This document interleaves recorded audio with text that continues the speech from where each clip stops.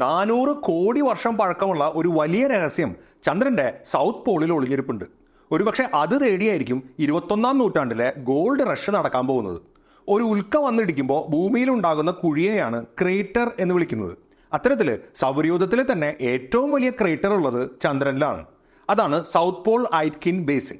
2500 kilometre ഡയമീറ്ററും 8 kilometre താഴ്ചയുമാണ് ഇതിനുള്ളത്. ഏരിയ വൈസ് നമ്മുടെ ഇന്ത്യ മൊത്തമായിട്ട് ഇതിനകത്ത് കൊള്ളും.